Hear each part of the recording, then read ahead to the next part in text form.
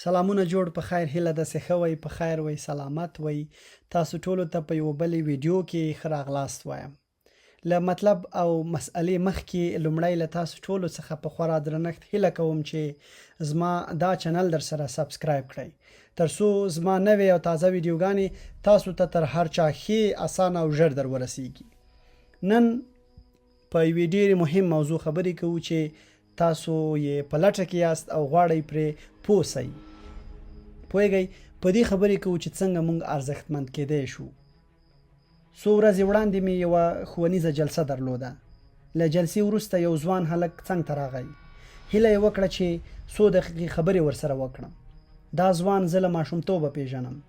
ماشومتوب یې په محرومیت کې تیر کړی و ځوانۍ کې پرې د ستونزو لوی پیټی بار و خو زه پوهېدم چې په زیار او جدیت یې ځان راتلونکو بریاو ته چمتو کاوه د چای څښلو ترڅنګ مې ډېر زر د هغه زلمي ستونزه ورحل کړه او بس دې ځای ته راورسېد دا کوم خلک چې لږې بدې وړتیاوې ویني دوی به راتلونکي څنګه ګوري هغه دا پوښتنه ډېر ښه او روښانه ځواب کړه وایي بانک کې تر $200 زیات معاش نه لرم عادي مالی مامور یم معاش مې چندیان نه دی او ډېر مسؤلیتونه هم نه ایجابوي موټر مې زوړ دی او له مېرمنې سره مې د زړې ودانۍ په دویم پوړ کې اوسېږم اوس ساده زه به ډېر شیان نه لرم او لا به مې تر اوسه نه وي ترلاسه کړي خو دا شیان باید زما د پرمختګ مخه ډپ نه کړي د زلمي خبرې لږې ګونګې وې په دې خاطر مې ترې وضاحت وغوښت هغه ویل کیسه دا ده چې زیاتره وخت خلک تحلیلوم ګورم چې زیاتره خلک ځینې شیان نه لري خو دې خلکو ځان په همدې حالت کې قید کړی وي دوی ته یوازې خپل اوسنی بد حال ښکاري راتلونکي ته نه ګوري زما ګاونډی ښه بیلګه ده ټوله ورځ زړه خوري چې معاش مې لږ دی فرصتونه رانه نورو خلکو ته ځي ډاکټرانو ته ډېر ځم لنډه دا چې ابۍ ټوله بۍ ده او داسې فکر کوي چې ټوله ورځ به ګني په همدې غربت او بد حالت کې پروت وي داسې لګیا وي ته واچا په شین زور د همدې کور کې بندي کړی دی ځوان د زړه خبرې کولې ښایسته شیبه غلی شو بیا یې خبره وغځوله که یوازې همدې تنګسیو پورونو بې خرڅۍ تنګ کور او درې وخته ناسیزې ډوډۍ ته وګورو نو بې له ناهیلۍ بله هېڅ چاره به مو نه وي که ځان راته له اوسه هڅې بې ګټې او بېکاره انسان ښکاره شو نو ټول عمر به همداسې بې ګټې او بېکاره ګرځم خو اوس مې نیت دی چې ځان اوسنی نه بلکې راتلونکی انسان وګورم ځان عادي مالی مامور نه بلکې د راتلونکی مدیر رئیس او اجرایوي رئیس وګورم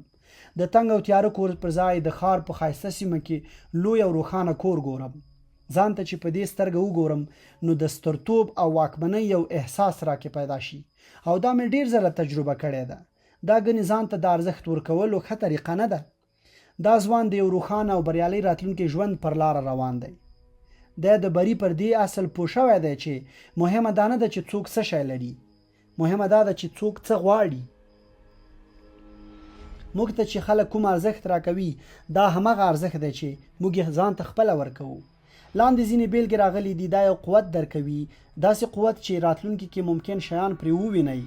ما دا تمرینونه روزنیز ارزښت ورکول نومولی دي اول د هر شي ارزښت لوړوي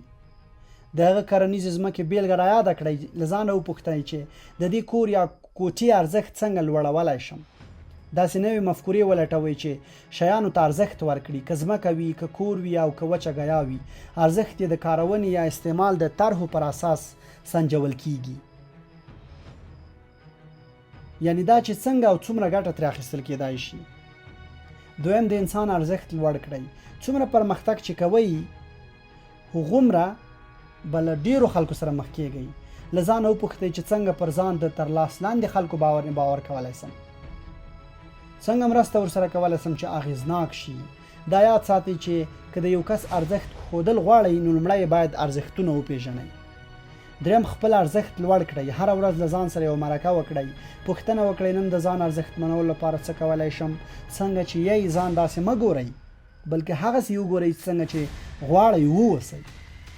که داسې وکړئ نو په هغو لارو به سم شئ چې تاسې خپلو بالقوه ارزښتونو ته رسولی شي دا تجربه کړئ او پایلې یې وګورئ یو کس و مطبعه لرله او 80 تن ورسره کار کاوه یو ورځ یې راته کیسه وکړه چې خپل ځای ناسته یې څنګه ټاکلی دی 5 کاله وړاندې په یوه پلټون کې پسې ګرځېدم چې زما د دفتر حسابونه له سره وارزوي. د هیرې په نوم یو کس مې وګماره. هیري 26 کلن و، د چاپ او مطبعې په چارو نه پوهېده، خو له اسنادو یې برېښېده چې تکړه حسابدار دی. زه چې یو نیم کال وړاندې تقاعد کېدم نو همدا کس مې د خپل شرکت اجرایوي رئیس وټاکه. که رښتیا درته ووایم دې ځوان هلک یو خاصیت درلود او دا خاصیت په هر چا کې نه وي. هیري نه یوازې له حسابدارۍ بلکې د شرکت له ټولو چارو سره ډېره زیاته علاقه درلوده. هغه به چې څنګه فرصت پیدا کړ د بل کارکوونکي مرستې ته به یې ور ودانګل. هیري چې په کوم کال راغی زموږ د شرکت څو کارکوونکي لاړل. هیري د کارکوونکو معاشونو او امتیازاتو ورکولو لپاره یو پلان جوړ کړ او ژمنه یې وکړه چې د کارکوونکو د ځای پر ځای کولو لګښت به راکموي. رښتیا یې راکم هم کړل. د به چې هر کار کاوه نه یوازې د همدې برخې چارې به سمېدې بلکې ټول شرکت ته به یې ګټه رسوله. هیري د تولید لګښتونه ښه دقیق وڅېړل او دا یې ثابته کړه چې په نویو ماشینونو $10,000 پانګونه راته اغېزناکه ده. زموږ د خرڅلاو کچه چې بیخي ټیټه شوې وه، هیري د خرڅلاو مدیر ته وویل زه د خرڅلاو د چارو په جزئیاتو نه پوهېږم، خو خپله هڅه به وکړم او پکې بریالی هم شو. هیري څو طرحې وړاندې کړې، په هر یوې موږ ډېر کار پیدا کړ. موږ ته به چې نوی کارمند راغی هیري به ورسره مرسته کوله چې له نوي چاپیریال سره بلد شي او د هغه له ټولو چا سره به یې ډېره زیاته علاقه ښودله. زه چې تقاعد شوم نو هیري د چارو سمبالولو لپاره تر ټولو ښه بدیل ښکارېده. خو ستاسې زړه کې څه نه ونه ګرځي. هیري خپله نه غوښتل چې دې ځای ته راشي. هیري داسې کس نه و چې کارونه دې ګډوډ کړي او بیا دې پرېږدي. څېړنې او پلټنې منفي نه وې، غیبت یې نه کاوه، په خلکو به یې هسې امرونه او حکمونه نه کول. هر وخت به د نورو مرستې ته لاس په سینه ولاړ و. ډېر نرم او راحته چلند به یې کاوه، لکه دفتر کې چې ټول خلک د ده مینوال وي. هیري د شرکت کار خپل شخصي کار باله. هیري موږ ته ښه الګو وه. که موږ ووایو چې ما خپل کار وکړ او نور یې کیسه کې نه یم نو دا منفي او کوچنی فکر دی. د لوی فکر خاوندان ځان د یو ټیم غړی بولي او باور لري چې په یوازې سر نه بلکې د همدې ټیم یا ډلې په مرسته یې ګټلی او بایللی هم شي. داسې خلک مرسته کوي، دې ته نه ګوري چې ګټه او بدیل به یې څه وي، دې ته نه ګوري چې څوک به یې وهڅوي که نه. کوم خلک چې یوازې د خپل سر اور مړ کوي ووایي چې زه نور په کیسه کې نه یم، هر څوک د خپل غم کوي، داسې خلک مدیریتي فکر نه لري. پر دې عمل وکړئ. لومړی لوی فکر وکړئ، د ادارې ګټې خپلې ګټې وګڼئ. ښایي لږ شمېر خلک د خپل شرکت له چارو سره د زړه له تله او بېریا لیوالتیا ولري.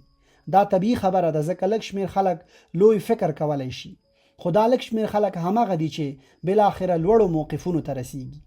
داسې انسانان ډیر دي چې بالقوه وړتیا او انرژي لري، خو ځان یې په وړو او بې ارزښته مسایلو کې ښکېل کړی او د خپل پرمختګ مخه یې ډب کړې.